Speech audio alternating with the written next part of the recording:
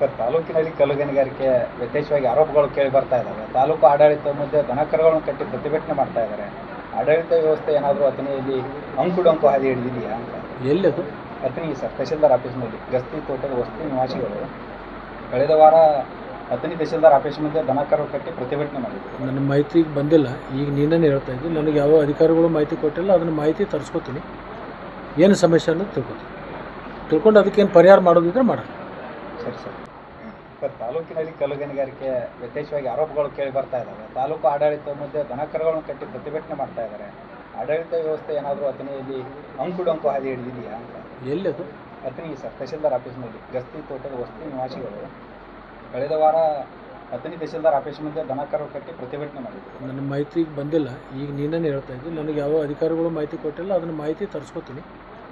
ಏನು ಸಮಸ್ಯೆ ಅನ್ನೋದು ತಿಳ್ಕೊಂಡು ಅದಕ್ಕೇನು ಪರಿಹಾರ ಮಾಡೋದಿದ್ರೆ ಮಾಡೋಣ. ಸರಿ ಸರ್.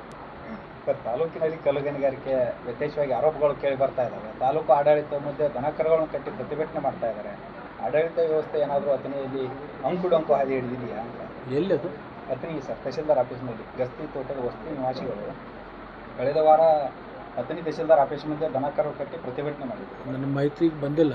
ಈಗ ನೀನೇ ಹೇಳ್ತಾ ಇದ್ದೀನಿ. ನನಗೆ ಯಾವ ಅಧಿಕಾರಿಗಳು ಮಾಹಿತಿ ಕೊಟ್ಟಿಲ್ಲ. ಅದನ್ನು ಮಾಹಿತಿ ತರಿಸ್ಕೊತೀನಿ. ಏನು ಸಮಸ್ಯೆ ಅನ್ನೋದು ತಿಳ್ಕೊಂಡು ಅದಕ್ಕೇನು ಪರಿಹಾರ ಮಾಡೋದಿದ್ರೆ ಮಾಡೋಣ. ಸರಿ ಸರ್.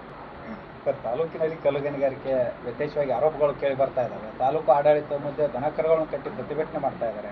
ಆಡಳಿತ ವ್ಯವಸ್ಥೆ ಏನಾದರೂ ಅಥಣಿಯಲ್ಲಿ ಅಂಕುಡೊಂಕು ಹಾದಿ ಹಿಡಿದಿದೆಯಾ ಅಂತ.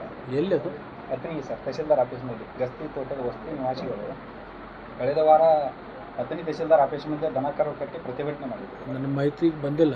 ಈಗ ನೀನೇ ಹೇಳ್ತಾ ಇದ್ದೀನಿ. ನನಗೆ ಯಾವ ಅಧಿಕಾರಿಗಳು ಮಾಹಿತಿ ಕೊಟ್ಟಿಲ್ಲ. ಅದನ್ನು ಮಾಹಿತಿ ತರಿಸ್ಕೊತೀನಿ.